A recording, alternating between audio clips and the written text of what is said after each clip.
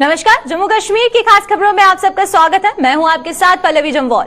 तो चलिए शुरुआत करते हैं आज सबसे पहले सांबा से। अगर सांबा की बात करते हैं तो जहां पर दिन ब दिन कोरोना की रफ्तार बढ़ती जा रही है, वहीं पर जिला सांबा में अब कोरोना की रफ्तार थम चुकी है और 24 घंटों में 82 नए मामले सामने आए हैं, जिसमें ठीक होने का आंकड़ा जो है वो 37 पहुंच चुका है। और रिकवरी रेट की जहां बात करते हैं तो रिकवरी रेट भी बहुत अच्छा यहां देखने को मिल रहा है। और इसी के साथ अगर 24 घंटों की बात करें तो 82 मामले जो सामने आए हैं उस बीच और क्या कुछ ज्यादा जानकारी है, क्योंकि अगर हम डिस्ट्रिक्ट हॉस्पिटल सांबा की बात करते हैं तो वहां पर कितने मरीज जो है अभी भी भर्ती हैं और कितने लोग जो है संक्रमित पाए गए हैं और उस बीच रिकवरी रेट अभी फिलहाल क्या चल रहा है, ज्यादा जानकारी के लिए चलिए रुक करते हैं हमारे संवाददाता ऋषि की तरफ और ऋषि से जानते हैं कि पहले हम बात करेंगे ऋषि सांबा की। तो सांबा से अगर हम रिकवरी रेट की बात करें तो जहां पर पिछले 24 घंटों की बात करें तो अभी तक जो 37 लोग हैं वो ठीक हो चुके हैं, तो उस बीच अब क्या कुछ रिकवरी रेट वहां पर चल रहा है और अभी तक जो अगर हम डिस्ट्रिक्ट हॉस्पिटल सांबा की बात कर रहे हैं तो कितने लोग वहां पर अभी भी संक्रमित पाए जा रहे हैं?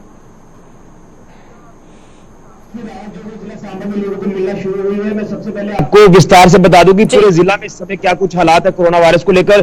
तो आपको बता दें कि पिछले 24 घंटे में जिला सांबा में 82 मामले ही रिपोर्ट हुए हैं। यानी पिछले दिनों में जो मामले लगातार 100 का आंकड़ा क्रॉस कर रहे थे, 160, 170, 200 के बीच में ये मामले आए। ये ग्राफ कहीं ना कहीं नीचे आया है और मात्र 85 मामले ही पूरे जिला सांबा में रिपोर्ट हुए हैं। और उसी के साथ साथ 37 रिकवरीज भी यहाँ पर देखने को मिली है। और इससे पहले भी हमें 2 से 3 बार ऐसा हुआ है कि यहाँ पर रिकवरीज हमें देखने को, यानी कहीं ना कहीं रिकवरीज की दरकार है अगर हमने इस वायरस को पूरी तरह से कंटेन करना है। और उसी के साथ साथ इससे भी राहत की खबर यह है कि जिला अस्पताल की कोविड हॉस्पिटल सांबा है, यहाँ से 10 पेशेंट जो आज डिस्चार्ज हुए हैं और उसी के साथ साथ यहाँ अब जो टोटल यहाँ से पेशेंट डिस्चार्ज हो चुके हैं उनकी संख्या 95 पहुंच गई है। और उसी के साथ साथ इस अस्पताल पर जो लोड लगातार पड़ रहा था, जो कैपेसिटी के बाहर के अस्पताल जा रहा था, मरीज यहाँ पर लगातार भारी तादाद में आ रहे थे, अब वो आंकड़ा भी थोड़ा सा नीचे आया है क्योंकि वो इसलिए आ रहा है कि रिकवरीज हमें डेली बेसिस पर देखने को मिल रही है। और अभी भी यहाँ पर 45 पेशेंट जो अभी एडमिट है, जिनका इलाज चल रहा है, ये वो पेशेंट लगातार क्रिटिकल कंडीशन में यहाँ पर पहुंचते हैं, जिनकी हालत गंभीर होती है, जिनका सैचुरेशन लेवल लगातार डाउन होता है। और थोड़ी दुख की बात यह भी कि 2 यहाँ पर पूरे जिला सांबा डेथ की रिपोर्ट है, एक जेएमसी जम्मू से रिपोर्ट हुई है, दूसरी जिला कोविड हॉस्पिटल सांबा से हुई है। लेकिन ओवरऑल अगर हम देखें काफी राहत देने वाले हैं, लेकिन आप समझे कि आज के लिए तो लापरवाही करेंगे और एक बार चीज फिर से बढ़ जाएगी, उनको तोड़ना मुश्किल। देखिए ऋषि, अगर हम बात कर रहे हैं कोरोना कर्फ्यू की, तो क्या लगता है कि कोरोना कर्फ्यू को जहां पर एक्सटेंड किया जा रहा है, क्या यही वजह है जिसकी वजह से जो केसेस है उसमें थोड़ी सी गिरावट जो है वो देखने को मिल रही है? जी बिल्कुल सही कहा आपने। शुरुआती दौर में पालन नहीं कर रहे थे, लगातार वायलेशन हो रही थी, लगातार, लेकिन शायद अब लोगों को समझ आ चुकी है कि कोरोना कर्फ्यू का पालन करना ही एकमात्र उपाय है इस वायरस से बचने का। है कि वो धीरे धीरे शुरू हुए। यानी सिर्फ जिला सांबा की बात नहीं कर रहा, पूरे देश की अगर बात करें तो जो पॉजिटिव मामलों का ग्राफ है ये काफी नीचे आया है। तो हम इस तरह से लॉकडाउन से गुजर, एक हफ्ते का जो लॉकडाउन एक हफ्ते से बढ़ाया गया है, इसलिए बढ़ाया है प्रशासन की अगर चेन शुरू हुई है तो इस चेन को ज्यादा तोड़ा जाए, संक्रमण को किसी तरह से जाए। और इसलिए लॉकडाउन की क्या है कहीं ना कहीं असर जरूर देखने को मिलेगा, यही मामलों में। ऋषि, मैं आपसे आखिरी सवाल ये जानना चाहूंगी कि अगर हम बात कर रहे हैं वैक्सीनेशन की, तो वैक्सीनेशन को लेकर वहां पर किस तरीके की जागरूकता देखी जा रही है? जो अबव 45 इयर्स के लोग हैं उनको वैक्सीनेशन को लेकर कितनी जागरूकता उनमें है? और उसी के साथ अगर हम 18 से जो 45 के बीच में 45 साल के वर्ग के बीच में जितने भी लोग हैं उनको लेकर क्या कुछ दिक्कतें जो है वैक्सीनेशन को लेकर आ रही है?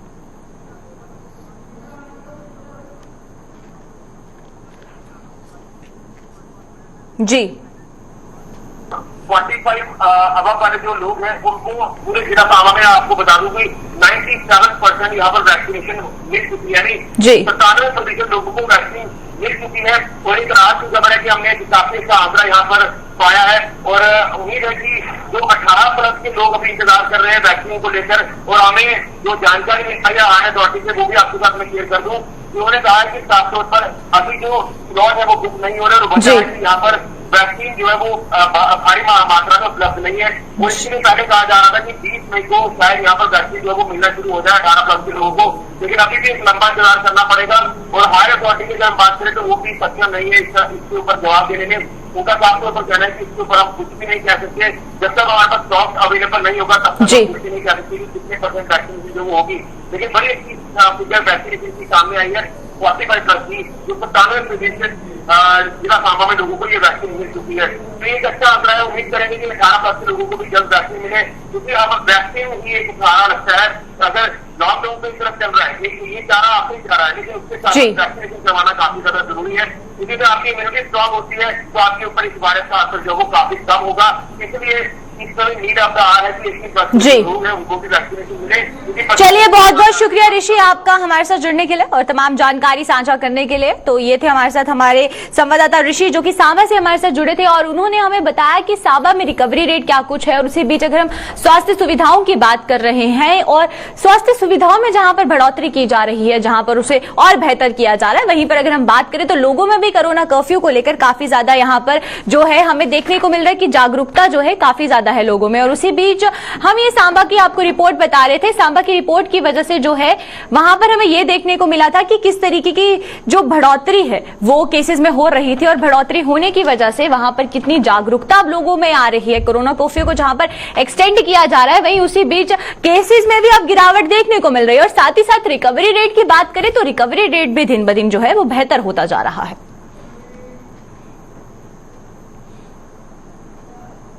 तो ये तो बात थी सांबा की। तो चलिए अब रुक कर दिया पंजाब की तरफ और पंजाब से जो है एक खबर सामने आ रही, जहां पर कोरोना की वजह से जो है मौत के आंकड़ों में पंजाब सरकार की टेंशन बढ़ा दी है। और उसी के साथ अगर बात करें तो पिछले 24 घंटों में पंजाब में कोरोना से 201 लोगों की मौत हो चुकी है। और साथ ही साथ 3 दिनों के बाद एक बार फिर मौत का आंकड़ा 200 के ऊपर पहुंच चुका है। और पंजाब से कोरोना में अब तक जो है 13,000 से भी ज्यादा लोगों की जो है वो जान चली गई है। अगर पिछले 3 दिनों की बात करें तो 3 दिन में एक बार फिर जो है कोरोना ने अपनी पकड़ तेज कर ली है। और साथ ही साथ अगर बात करें तो अब 200 से ऊपर जो है मौत का आंकड़ा, 3 दिनों का ये जो आंकड़ा है वो 200 से ऊपर हो चुका है। तो चलिए एक बार फिर जो है रुक करते हैं हमारे संवाददाता नवदीप की तरफ और उनसे जानते हैं कि आखिरकार पंजाब की अगर बात करते हैं तो जिस तरीके से कोरोना के जो केसेस है वो दिन ब दिन बढ़ते जा रहे हैं, उस बीच पंजाब को कितना जरूरत है पंजाब सरकार को कि वो एक प्रॉपर फ्रेमवर्क यहां पर बना दे। तो नवदीप,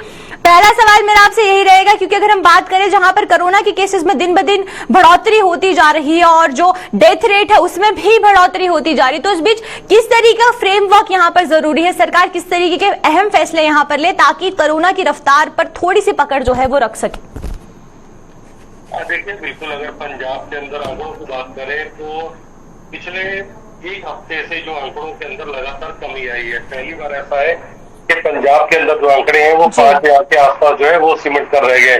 लेकिन मौतों का आंकड़ा जो है उसको लेकर सरकार की चिंता जरूर बनी हुई है, क्योंकि पिछले 3-4 दिन से हम देख रहे थे कि मामले और जो मौतों का आंकड़ा था वो 200 से नीचे पहुंच गया था, 180-170 के आसपास चला गया था। तो एक राहत की खबर लग रही थी कि शायद पंजाब के अंदर अब जो मौत का आंकड़ा है वो लगातार नीचे जा रहा है और उससे थोड़ी चिंता जो खत्म हो रही है। लेकिन अभी पिछले 24 घंटे के अंदर एक बार फिर देखा कि 201 लोगों की मौत पंजाब के अंदर हुई है। ये बेहद जो है चिंताजनक जो बात है वो पंजाब के लिए बनी हुई है कि लगातार सरकार के प्रयासों के बावजूद, जागरूकता के बावजूद जो मोर्टेलिटी रेट है पंजाब के अंदर वो कहीं ना कहीं खत्म होने का नाम नहीं ले रहा। वो अभी भी 2.5-3% के आसपास बना हुआ है।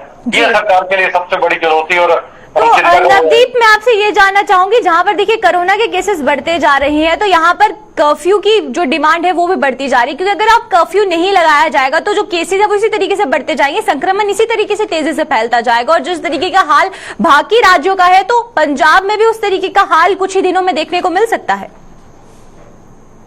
देखिए, बिल्कुल अगर पंजाब की बात करें तो सबसे पहले जो नाइट कर्फ्यू लगाया था वो पंजाब सरकार की तरफ से लगाया गया था जी। उसके बाद वीकेंड लॉकडाउन भी पंजाब के अंदर अभी लागू है, 1 मई तक लागू है। और उसके अलावा मिनी लॉकडाउन जो है वो भी पंजाब के अंदर लगा हुआ है। केवल और केवल जो जरूरी वस्तुओं की दुकानें हैं उनको खोलने की अनुमति है। उसके अलावा पंजाब में मिनी लॉकडाउन जो है वो लगातार जो है वो जारी है।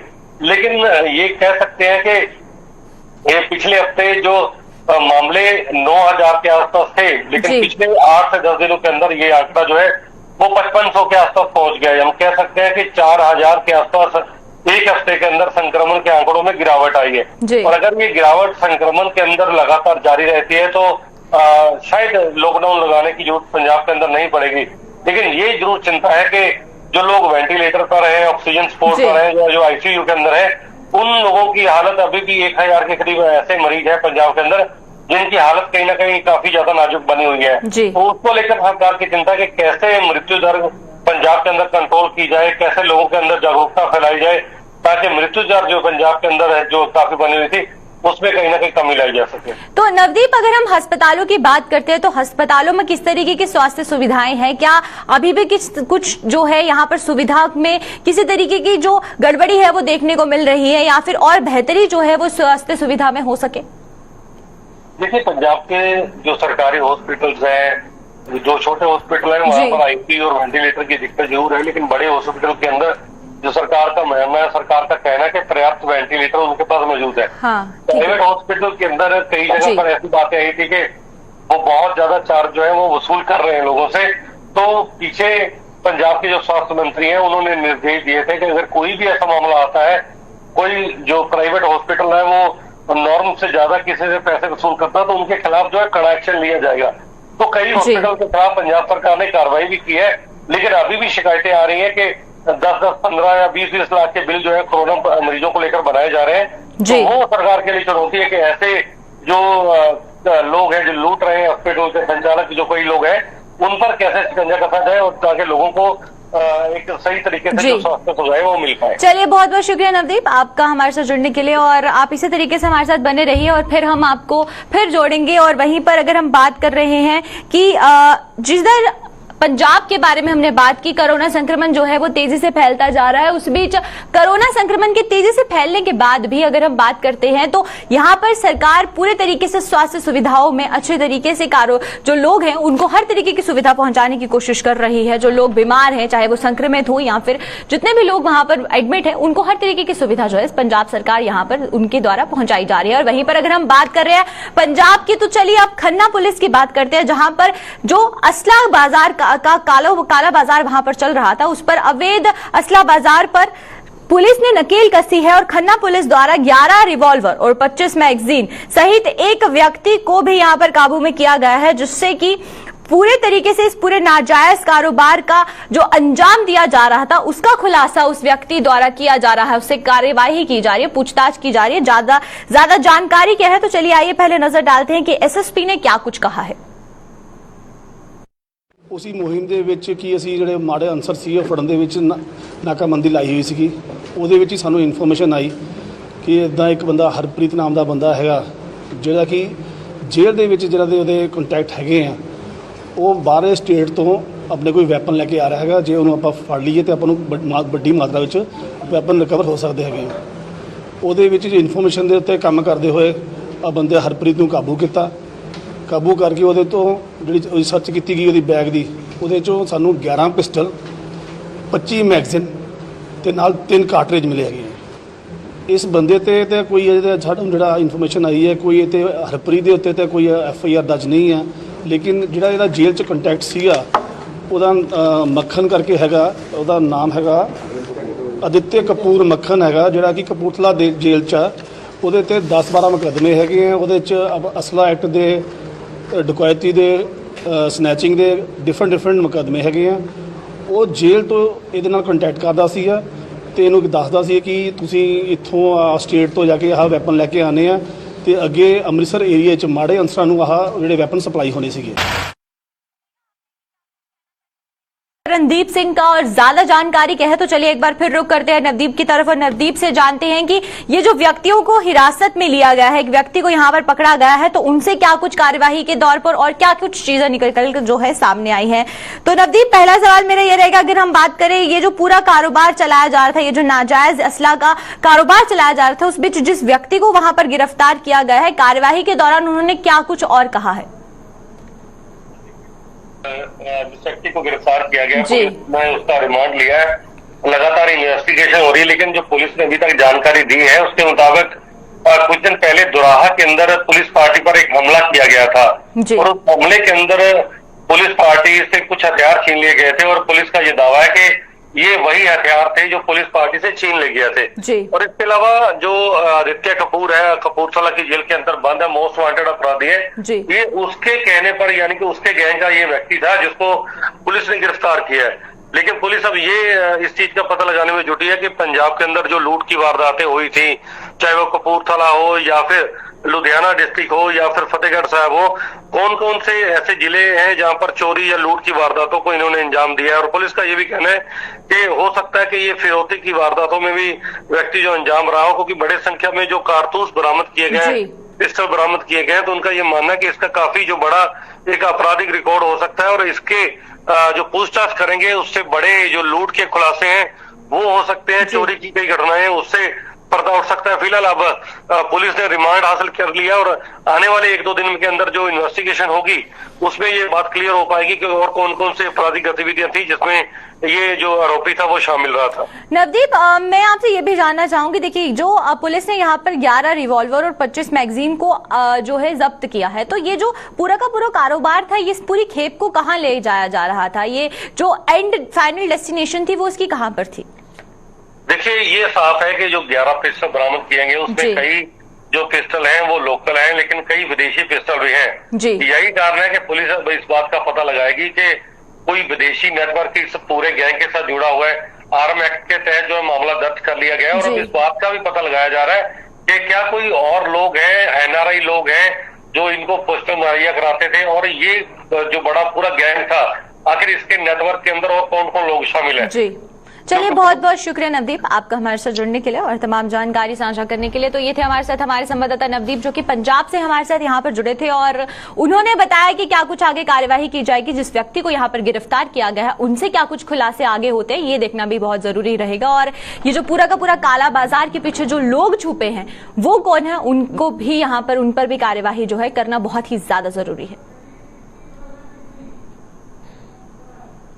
तो चलिए अब रुक करते हैं जम्मू की तरफ। और जम्मू में ब्लैक फंगस के मामले सामने आने के बाद आम लोगों में दहशत का माहौल हो गया है। लोगों के मुताबिक पहले ही कोरोना संक्रमण से लोग जूझ रहे हैं और वहीं ब्लैक फंगस की दस्तक लोगों पर भारी पड़ सकती है। लोगों ने उपराज्यपाल मनोज सिन्हा से जल्द इस घातक बीमारी के इलाज और इसकी व्यवस्था करने की अपील भी की है, ताकि जम्मू के लोगों को इस बीमारी से बचाया जा सके। अब ये कोरोना से भी काफ़ी मौतें हो रही हैं और कोरोना का इलाज चल रहा था, इसकी वैक्सीन भी आ गई है और लोगों को कोरोना से डरना चाहिए और टीके से नहीं डरना चाहिए। ज़्यादा से ज़्यादा तादाद में जाके लोग टीके लगवाएं और अपनी सेहत बचाने के लिए खुद ही कोशिश करें। जहाँ भी सेंटर हैं वहाँ रूटीन में जाके अपनी वैक्सीन लगवाएं ताकि इसका प्रभाव कम हो सके। बाकी फंगस के लिए गवर्नमेंट को चाहिए, LG साहब को चाहिए अपनी एफर्ट्स लगा के सेंट्रल गवर्नमेंट से जितनी जल्दी दवाई इसकी उपलब्ध हो सकती है करवाएं। जैसे कि बोल रहे हैं कि प्राइवेट कंपनियां भी उनको भी अलाउड कर रहे हैं दवाई बनाने के लिए, जितनी जल्दी हो सके बचाएं ताकि लोगों की जान पे जो आफत आई हुई है वो हो सके। तो चलिए अब बात करते हैं जम्मू के बस स्टैंड की। कोरोना कर्फ्यू के चलते यातायात प्रभावित होने से जम्मू के बस स्टैंड पर कई यात्री फंसे हुए हैं। इन यात्रियों का आरोप है कि खाने पीने की व्यवस्था न होने से वो भूख और प्यासे मर रहे हैं, लेकिन शासन प्रशासन उनकी ओर कोई ध्यान नहीं दे रहा है। इन लोगों के मुताबिक बस स्टैंड पर पीने के पानी का ना तो कोई नल है और ना ही खाने का कोई ढाबा यहां पर खुला है और ना ही सरकार की ओर से यात्रियों के लिए कोई खाने पीने की व्यवस्था की जा रही है, जिसके कारण उन्हें परेशानियों का सामना करना पड़ रहा है। इन लोगों ने सरकार से उनके खाने पीने के साथ साथ उन्हें उनकी मंजिल तक पहुंचाने की व्यवस्था करने की भी गुहार लगाई है।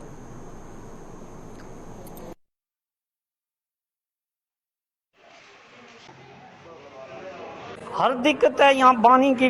वो पानी चश्मे तो है नहीं कश्मीर की तरह चलो पी लेते हैं, नहर तो है नहीं, यहाँ पानी तक नहीं है। बगैर पानी के लोग मर रहे हैं, ना पानी है ना कोई होटल खोल रही है। तो पुलिस वाले भी ऊपर से डंडा मारते हैं, भाई खड़े क्यों हो, बैठ जाओ, किधर बैठे। तो ना यहाँ पानी है, ना कोई होटल है, ना कोई इंतज़ाम है। लोग बीमारी से मर रहे हैं, मुसीबत से मर रहे हैं। कोई कहीं से आया, नलके जो हैं वो है ही नहीं है, तोड़ दिए हैं, या है ही पानी नीचे नहीं है, कुछ नहीं, होटल नहीं, कोई नहीं, किसी किस्म की होटल खोलते ही नहीं, बिल्कुल होटल कोई नहीं खुली, सब बंद करा दिए होटल। सरकार से कोई मेवा शेवा खाते वो भी बंद है। सरकार से क्या कहना चाहोगे, किस तरह के बंदोबस्त यहाँ पे होने चाहिए? बंदोबस्त कम से कम 2-4 होटल खुलने चाहिए, पानी नलके होने चाहिए जगह जगह। यहाँ नलका नहीं है, कोई पानी का इंतजाम नहीं है। चलो पानी पी कर वक्त निकालते, बगैर पानी के लोग मर रहे हैं। तो हुकूमत का ये हाल है कि वो ना यहाँ आ ही रही है, कोई म्यूनसिपैलिटी है ना कोई लीडर है, वो उधर ही बैठे हैं लीडर। परेशानी तो हो रही है सर, पूरा लॉकडाउन है, खाने का कुछ समय नहीं है। मैं बिस्किट लाया था श्रीनगर से, अभी वही खा रहा हूँ। बंदोबस्त तो करना ही चाहिए क्योंकि खाने का सामान नहीं है, खाने के लिए करना चाहिए और हाँ, घर भी जाने के लिए कुछ उपाय भी करना चाहिए।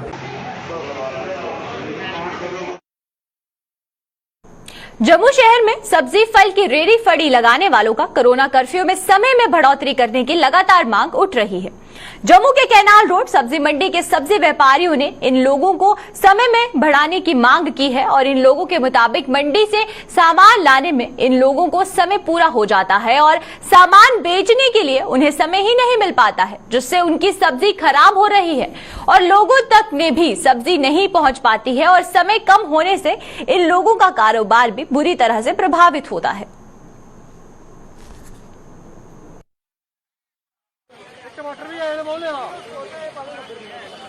यही है कि जो बेचारा व्यापारी हमारे पास आता है उसके पास टाइम है सिर्फ 10 बजे तक बेचने का, उसका टाइम बढ़ना चाहिए तभी हमारी वो सब्जी लेगा। 10 बजे तक उसका टाइम है बेचने का, 10 बजे तक वो लेगा या बेचेगा। ये बहुत ज्यादा गलत है। ये सरकार कहाँ सोई है? ये कहना चाहते हैं कि ग्राउंड में आके देखो ना, अंदर एसी लगा के सोयो, ग्राउंड में आओ। ग्राउंड सरकार से यही हम चाहते हैं कि सब्जी का जो सब्जी बेचने वाला दुकानदार है उसका टाइम बढ़ना चाहिए। सरकार से हम ये अपील करना चाहते हैं कि सरकार ने जो मंडी का टाइम सुबह 6 बजे से 12 बजे तक रखा है और बाजार का टाइम जो है वो 10 बजे तक है। ये सामने सामने जाहिर है कि ग्राहक जो 10 बजे के बाद मंडी कैसे पहुंच पाएगा, जिसकी वजह से मंडी में सब्जी जो है सही दाम पे बिक नहीं रही और लोकल लोग जो यहाँ के सब्जी पे डिपेंड है उनको बेचारे को बहुत सारा नुकसान झेलना पड़ रहा है और लोगों के घरों तक सब्जी जो वो टाइम से नहीं पहुंच रही है। तो सरकार के आगे हम रिक्वेस्ट करते हैं कि बाहर का टाइम बढ़ाए ताकि बाहर अगर टाइम मिलेगा तो सब्जी जो है वो बिकेगी। कोरोना काल में सरकार के साथ साथ गैर सरकारी संस्था भी लोगों को एसओपी का पालन करने की अपील कर रही हैं। वहीं जम्मू में लड़कियों के ग्रुप ने लोगों को कोरोना को लेकर पोस्टर के जरिए संदेश दिया। उन्होंने संदेश दिया है कि कोरोना से डरने की आवश्यकता नहीं है, बस इससे परहेज करना चाहिए। सभी लोगों से एसओपी का पालन करने की अपील की ताकि कोरोना को हराया जा सके।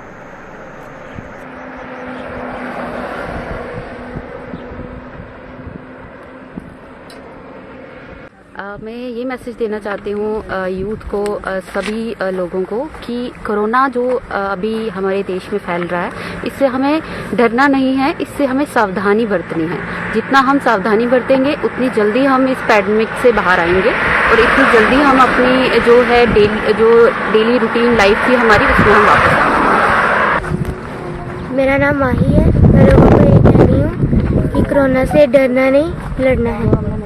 मेरा नाम मन्नत है। मैं आपको यही मैसेज देना चाहती हूँ कि कोरोना वॉरियर्स की रिस्पेक्ट करें और कोरोना वॉरियर्स हमारे डॉक्टर्स हैं। तो